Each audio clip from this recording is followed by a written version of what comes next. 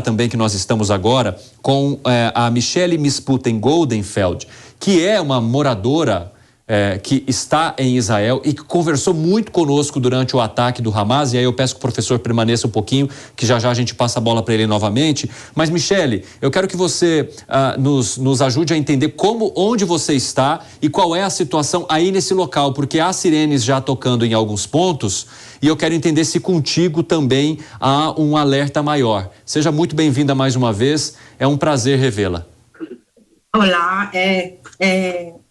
na minha cidade não teve sirenes, eu moro em Rishon LeZion, né, uma cidade para o sul de Tel Aviv, mas a gente escutou os drones israelenses, né, os ataques antiaéreos de Israel interceptando os drones iranianos.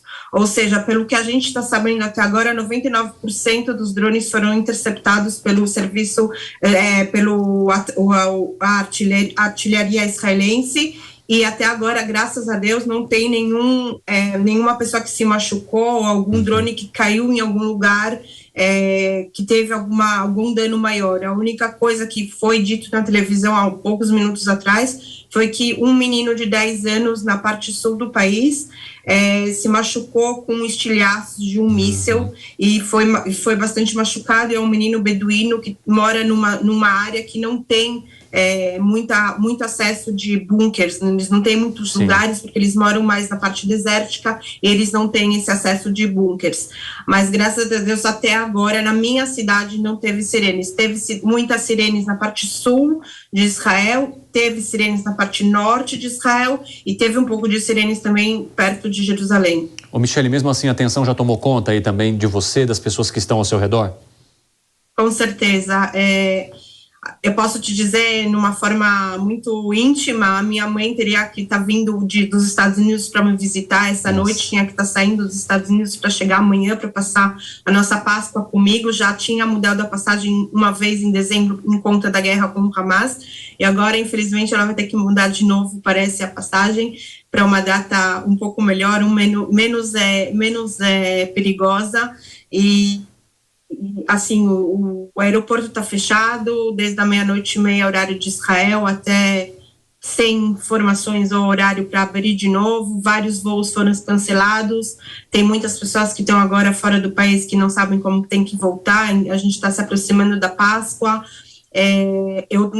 Infelizmente ou felizmente, das 10 horas da noite até já são 3 horas da manhã, a gente não consegue dormir, a gente de novo já está outra vez ligado nas notícias e acompanhando o que vai acontecer. Infelizmente, eu acredito que Israel vai responder esse ataque, não vai deixar barato, porque um país soberano como Israel não pode deixar mais de 200 drones atacarem dentro do país, do Irã, que é bastante longe, quer dizer, demorou 9 horas para eles chegarem aqui. A gente sabe que os americanos e outros países europeus estão nos apoiando e ajudando, inclusive a Inglaterra, que tinha uma base no Chipre, que também levantou aviões para ajudarem a interceptar esses drones. E agora a gente tem que rezar para ver qual vai ser a nossa reivindicação contra esse ataque e que as coisas não fiquem piores. Michele, inclusive a gente tem mais imagens que mostram então agora um ataque que aconteceu sobre um templo, ali acima de um templo. Nós temos a imagem com áudio também para que vocês possam compreender a intensidade do que essas pessoas, do que moradores sentem. Eu posso te dizer que eu vi da janela da minha casa uma guerra nas estrelas. Puxa vida, que é isso que eu vi vários drones entrando no território israelense, né, e assim, a artilharia israelense interceptando eles da janela da minha casa. Quer dizer, a gente não teve sirene, mas eu vi essas intercepções da janela da minha casa. Realmente parecia uma guerra nas estrelas. Que é o que a Michele e o Elcio mencionam pra gente, né? Há pouco o Elcio também conversou conosco e falou, vocês não têm noção do tamanho, da altura que é a sirene e o barulho da explosão. Vamos ouvir só, Michele, e aí eu já volto a conversar contigo. Pode rodar pra gente, Alemão.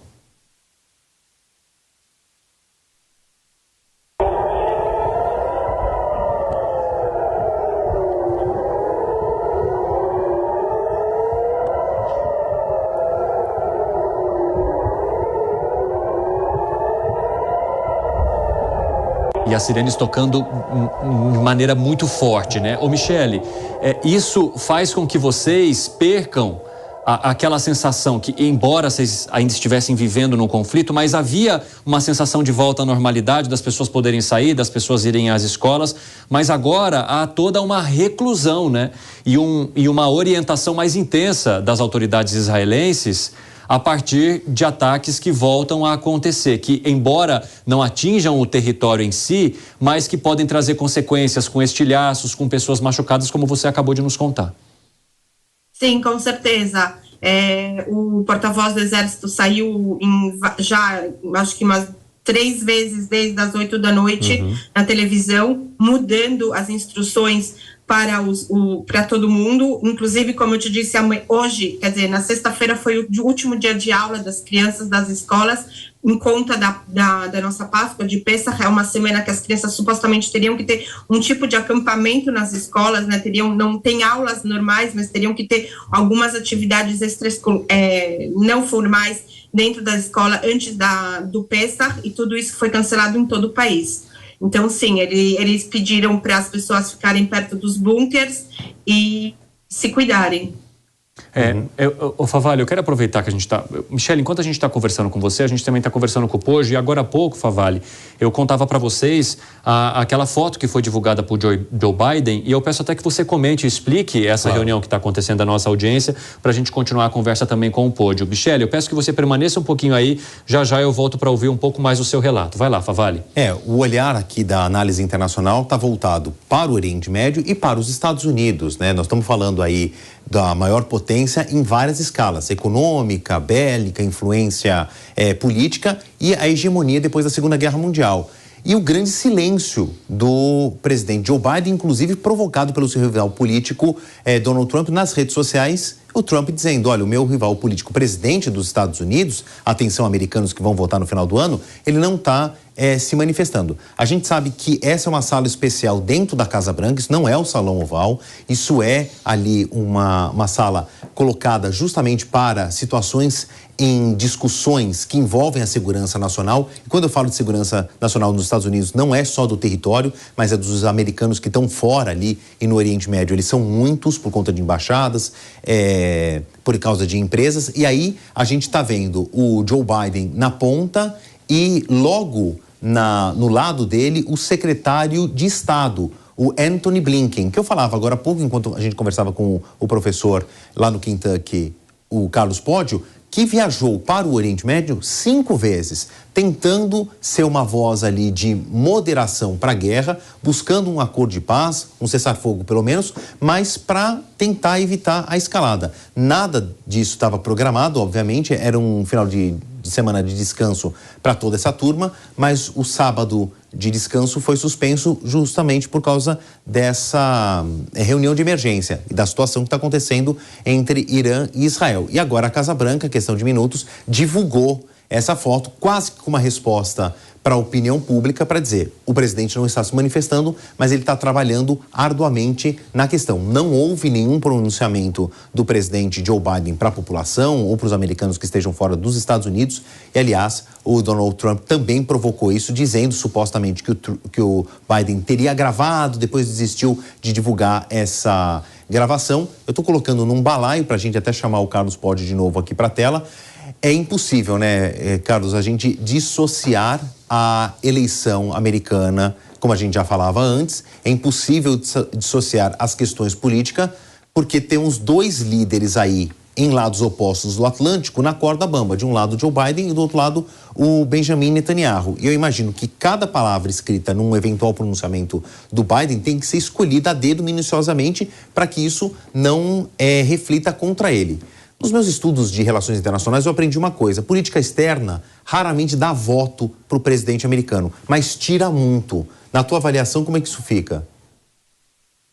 Perfeito, Favalli. Eu acho que, de fato, que política externa não é um tema muito debatido na política norte-americana. Porém, há algumas exceções, né? A gente tem, por exemplo, no momento da guerra do Iraque, né? A política externa toma uma questão central, guerra do Vietnã. Então, alguns momentos de grande tensão, que você tem guerras importantes, que a política externa ela toma a frente, né? Em tempos normais, de fato, a política externa não é algo muito debatido. Eu tenho notado, por exemplo, que quando a gente ainda estava tendo as primárias do Partido Republicano, os temas de relações internacionais, de política externa, né, guerra na Ucrânia, conflito no Oriente Médio, esses temas foram bastante importantes nesses debates, né, coisa que não costuma aparecer com tanta força, principalmente em debate de primárias. Mas esse era um ponto, por exemplo, sobre a guerra da Ucrânia, onde havia muita diferença entre o Donald Trump e outros candidatos do Partido Republicano, como é o caso da Nikki Haley. Se a gente tiver, de fato, como parece que está aparecendo, né, tivemos,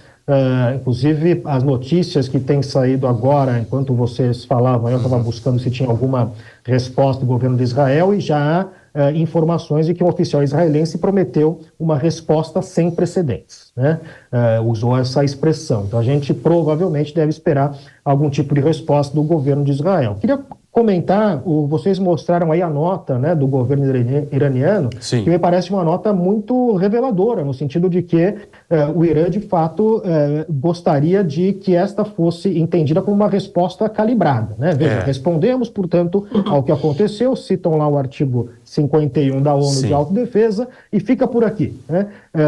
Como disse, é muito difícil você ter esse controle, né? Principalmente numa situação de tensão. Sua primeira pergunta para mim foi sobre a questão do medo, né? Numa situação como essa de tensão, é muito difícil a gente prever qual vai ser a resposta, né? Que dificilmente os israelenses simplesmente vão dizer, tá bom, então fica elas por elas, né? A impressão que tem é que vai desencadear aí para um conflito mais amplo. E aí, para voltar à questão do Favale, me parece que se isso de fato acontece, certamente a questão internacional volta para o centro aí do debate nas eleições americanas.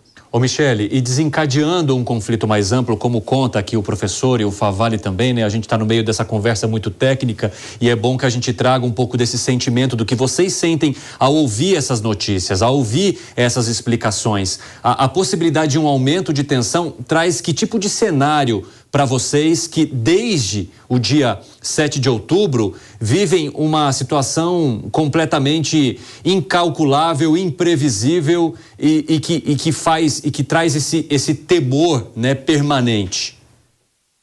Bom, eu acredito que vai haver uma resposta israelense, não sei qual vai ser essa resposta, pode ser que não seja uma resposta imediata, que vai talvez tardar um pouco, mas vai haver uma resposta.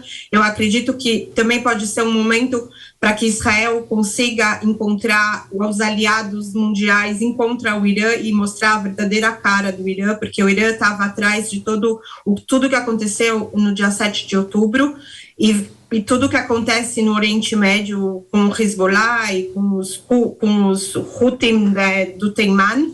Então, eu acho que o nível de medo, ou o nível de receio que vai ficar no país vai continuar o mesmo, ou talvez vai até subir mais, porque o Irã tem possibilidades atômicas e a gente sabe disso, mas a gente sabe que aqui também, a gente também sabe se proteger muito bem e uma resposta como essa de que 99% foi interceptado no ar, que não chegou como eles queriam em nenhum lugar estratégico dentro do país, também é uma resposta de que a gente sabe se proteger. Como você sabe, eu tenho uma filha que é soldada, então o nível de preocupação sobe cada vez que o nível militar tem que ficar mais em prontidão, então meu coração já começa a ficar mais apertado. Sim. Mas como eu sempre digo, Israel é o país da luz, a gente é o povo da luz, a gente não quer guerra, essa guerra foi imposta pra gente, esses ataques foram impostos tanto com o Hamas, com o Hezbollah, com o Irã, e eu quero acreditar que em algum momento isso vai encontrar uma resposta mundial a nível político e que essa guerra vai parar, vai ter que parar, porque primeiro que a gente não vai deixar essa guerra parar enquanto os nossos sequestrados não voltarem para casa, e a gente vai acreditar, eu quero acreditar que o mundo está vendo realmente a perversidade do Irã, e que não é só contra Israel, é contra o mundo.